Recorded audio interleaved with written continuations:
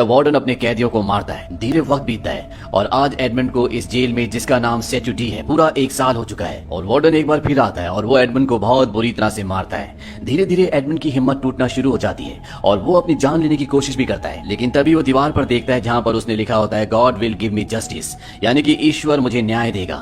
और वो ऐसा करने से रुक जाता है, लेकिन जैसे जैसे समय का पहिया घूमता है उसका ईश्वर के ऊपर से विश्वास उठना शुरू हो जाता है। आज उसे इस कैद खाने में पूरे 4 साल हो चुके हैं और एक दिन जब वो अपने कैद खाने में पूरी तरह से बदहवास होता है, तभी उसे लगता है कि जमीन के अंदर से कोई निकल रहा है और यहाँ से एक आदमी बाहर निकलता है। वो एडमंड को बताता है कि उसका नाम फिरिया है। उसे लगा था कि वो बाहर की तरफ सुरंग खोद रहा है। वो कहता है कि मैं यहाँ पर इस जेल में 11 सालों से हूँ और पिछले 5 सालों से मैं सुरंग खोद रहा हूँ। इसके बाद वो एडमंड को कहता है कि मैं तुम्हारे कंधों पर खड़ा होना चाहता हूँ, और वो उसके कंधों पर खड़ा होकर खिड़की से बाहर देखता है। वो आसमान को देखता है, इससे उसे बहुत खुशी होती है। वो एडमंड को कहता है कि आज 11 सालों के बाद मैंने आसमान देखा है। और अब वो एडमंड को जिस सुरंग से खुद आया था उसी सुरंग से अपनी सेल में ले जाता है और एडमंड को कहता है कि मैंने गलत दिशा में सुरंग खोदी, लेकिन अब मुझे पता है कि सही दिशा किस तरफ है और हम दो भी हैं, हम दोनों मिलकर सुरंग खोदेंगे और 8 सालों में हम बाहर जाने का रास्ता निकाल लेंगे। यानी कि इन्हें सुरंग खोदने में पूरे 8 साल लगेंगे और एडमंड को ऑलरेडी यहाँ पर 7 साल हो चुके हैं। एडमंड उसकी बात पर हंसता है। फेरिया से कहता है कि अगर तुम मेरी मदद करोगे तो बदले में मैं तुम्हें एक बेशकीमती चीज दूंगा। जो भी मैंने जिंदगी में सीखा है, साइंस, फिलोसफी, इकोनॉमिक्स, मैथमेटिक्स, वो सब कुछ मैं तुम्हें सिखाऊंगा।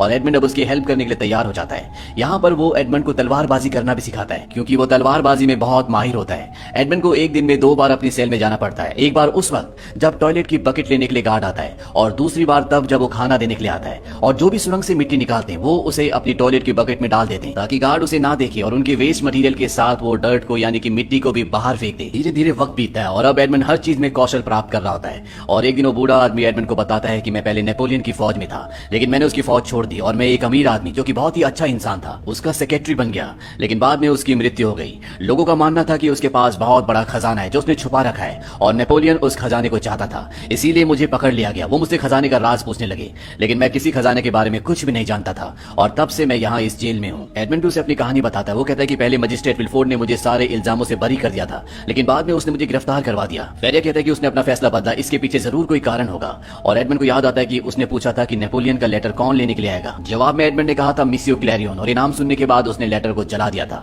फेरिया कहता है कि अजीब बात है, देश के खिलाफ विद्रोह के इतने बड़े सबूत को मजिस्ट्रेट ने जला दिया, जरूर इसके पीछे कोई ना कोई वजह होगी। और यहाँ पे एडमंड पूरी बात समझ जाता है। दरअसल जो आदमी लेटर लेने के लिए आने वाला होता है वो मजिस्ट्रेट का पिता होता है, जो कभी नेपोलियन की फौज में कर्नल था। और अगर उसके पिता के ऊपर देशद्रोह का आरोप लगता तो उसकी भी नौकरी चली जाती, उसके ऊपर भी देशद्रोह का आरोप लगता और उसे भी सजा होती। वो अपने आप को बचा रहा था। अब एडमंड को पूरी कहानी समझ में आ जाती है और धीरे धीरे ये सुरंग खोदते खोदते एक दिन एक पेड़ की जड़ तक पहुंच जाते हैं, यानी कि ये बाहर तक पहुंच गए। अब बस इन्हें ऊपर की तरफ सुरंग खोदनी है, जिसमें कुछ ही हफ्ते लगेंगे। एडमंड कहता है कि मैं भी छीनी लेकर आता हूँ। और जब वो सुरंग से थोड़ा सा बाहर की तरफ निकलता है तभी सुरंग से ऊपर मिट्टी गिरना शुरू हो जाती है। और इससे पहले कि फेरिया वहां से बाहर निकलता उसके ऊपर बहुत सारे पत्थर गिर जाते हैं। एडमंड उसे सुरंग से बाहर ले आता है और अब फेरिया अपनी जिंदगी की आखिरी सांसें ले रहा है। वो मरने से पहले एडमंड को कहता है कि मैंने खजाने के बारे में तुम्हें गलत बताया था, मुझे खजाने के बारे में पता है। वो उसे खजाने का एक नक्शा देता है और कहता है कि इटालियन कोस्ट पर एक टापू है जिसका नाम है मोंटी क्रिस्टो, वहां पर जाना और इस नक्शे की मदद से तुम खजाने तक पहुंच जाओगे। इस खजाने को तुम लोगों की भलाई के लिए, अच्छाई के लिए इस्तेमाल करना। एडमंड कहता है कि अब मैं यहाँ से कभी नहीं निकल सकता, सुरंग पूरी तरह से बंद हो चुकी है। फेरिया कहता है कि कोशिश करते रहना। और इसके बाद उसकी मृत्यु हो जाती है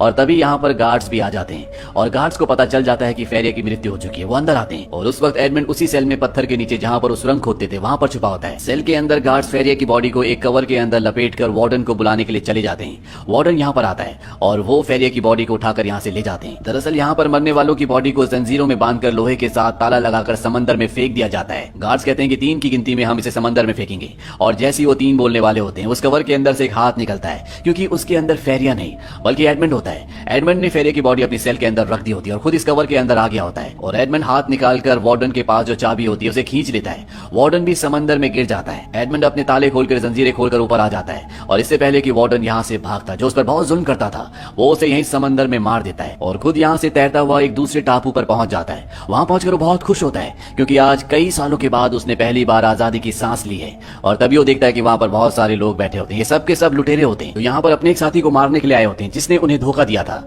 लेकिन उसके कुछ साथी चाहते हैं कि उसे ना मारा जाए, इसीलिए यहाँ पर जो इनका लीडर होता है वो कोई फैसला नहीं कर पा रहा होता। एडमंड को देखने के बाद वो कहता है कि तुम हमारे धोखेबाज साथी से लड़ोगे और तुम दोनों में से जो जिंदा बचेगा वो हमारे ग्रुप में शामिल हो जाएगा। और अब एडमंड की और उस दूसरे आदमी जिसका नाम जैकोबो होता है, इन दोनों की चाकू की फाइट होती है और इस फाइट में एडमंड उसे हरा देता है, लेकिन वो उसे मारता नहीं है, वो उसकी जान बख्श देता है और साथ ही साथ सरदार से कहता है कि इसकी जान बख्श दो, इससे तुम्हारे पास एक और काबिल साथी रहेगा। सरदार उसकी बात मान जाता है और जैकोबो की जान को बख्श देता है। जैकब वो एडमंड को कहता है कि मैं जिंदगी भर के लिए अब तुम्हारा गुलाम हूँ। इसके बाद ये सब के सब यहाँ इस टापू से निकल जाते हैं। इसके बाद एडमंड अपने शहर लौट जाता है। जैकब भी उसके साथ होता है। एडमंड एक अपने पुराने जानकार के पास जाता है जो उसे नहीं पहचान पाता, क्योंकि आज 13 साल बाद वो लौटा है। उसका पूरा हुलिया बदल चुका है। एडमंड उस आदमी से कहता है कि मैं एडमंड का दोस्त हूँ, मैं उसके परिवार के बारे में जानना चाहता हूँ। वो आदमी बताता है कि एडमंड की राजद्रोह के बारे में पता चलने के बाद उसके पिता ने अपने आप को फांसी लगा ली। एडमंड पूछता है कि उस पर राजद्रोह का आरोप किसने लगाया था। वो आदमी बताता है कि विलफोर्ड ने, जो उस वक्त यहाँ का मजिस्ट्रेट था जिसने एडमंड को गिरफ्तार किया था।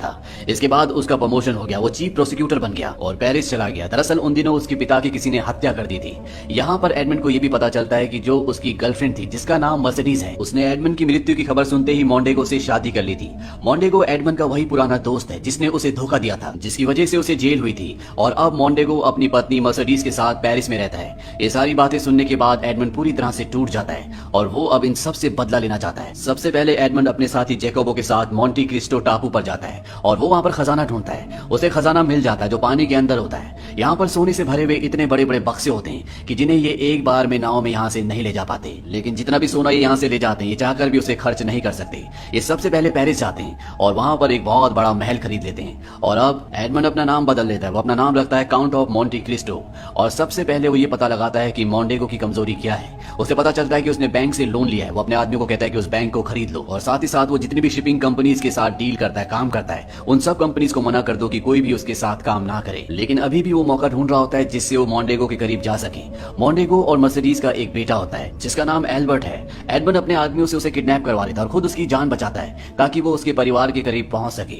और उसकी ये चाल, ये प्लानिंग पूरी तरह से कामयाब रहती है। एल्बर्ट एडमंड उर्फ मोंटी क्रिस्टो को अपने घर दावत पर बुलाता है और अपने पिता मोंडेगो से इंट्रोड्यूस कराता है। मोंडेगो उसे पहचान नहीं पाता क्योंकि उसका हुलिया पूरी तरह से बदल चुका है और साथ ही साथ वो इतना अमीर है, इतना रॉयल है। मोंडेगो कभी सपने में भी नहीं सोच सकता कि ये उसका वही पुराना दोस्त है जिसका नाम एडमंड है। इसके बाद एडमंड यहाँ पर मर्सिडीज से भी मिलता है और जब वो उसके साथ डांस करता है तो मर्सिडीज को भी कुछ जाना पहचाना एहसास होता है, पर वो उसे नहीं पहचान पाती क्योंकि उनके मुताबिक अब एडमंड मर चुका है। लेकिन इसी पार्टी में जब एडमंड अपनी उंगली से अपने बालों को घुमा रहा होता है तो मर्सिडीज ये देख लेती है। दरअसल एडमंड की ये पुरानी आदत होती है और वो पहचान जाती है कि ये एडमंड है। और जब एडमंड घर जा रहा होता है तो वो उसकी बग्गी में पहले से बैठी होती है। वो उसे कहती है मैंने तुम्हें पहचान लिया है। लेकिन एडमंड उसकी बात को एक्सेप्ट नहीं करता।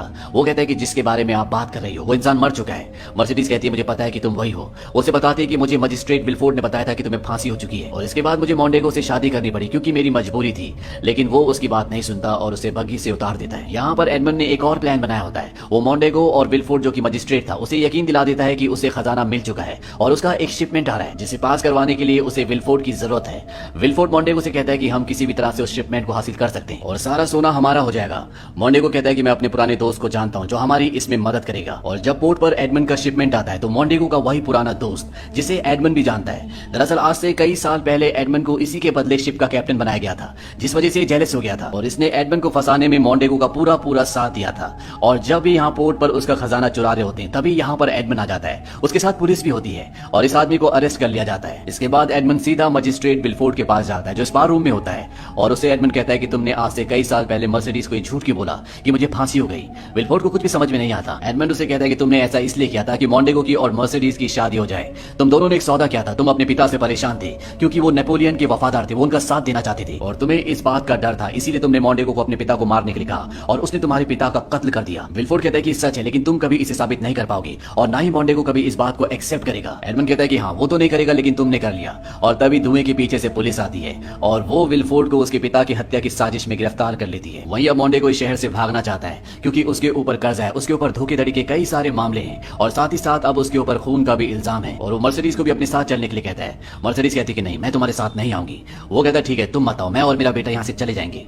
मर्सिडीज कहती है कि वो तुम्हारा बेटा नहीं है, वो एडमंड का बेटा है और एक यही कारण था कि एडमंड की मौत की खबर के बाद मैं तुमसे शादी करने के लिए तैयार हो गई। इस बात से उसे बहुत गुस्सा आता है और वो यहाँ से निकल जाता है। वो सीधा उस जगह जाता है जहाँ पर इन्होंने एडमंड का खजाना चोरी करके छुपाया है। लेकिन जब वो बक्से खोलता है तो उसके अंदर मिट्टी के अलावा कुछ भी नहीं होता और अब एडमंड यहाँ पर आ जाता है। वो अपने असली रूप में आता है। मोंडेगो कहता है तो तुम जिंदा हो। वो तलवार से उस पर हमला करता है लेकिन अब एडमंड उससे भी बहुत बेहतरीन तलवारबाज है और एक ही झटके में उसे धराशायी कर देता है। देता है। लेकिन इससे पहले कि वो वहां पर आता, मॉन्टेगो का बेटा एल्बर्ट यहाँ पर आ जाता है और वो एडमंड के ऊपर हमला कर देता है। और एडमंड जब उसे मारने वाला होता है कि वहां पर मर्सिडीज आ जाती है और वो उसे बताती है कि तुम्हारे पिता मॉन्टेगो नहीं बल्कि एडमंड है।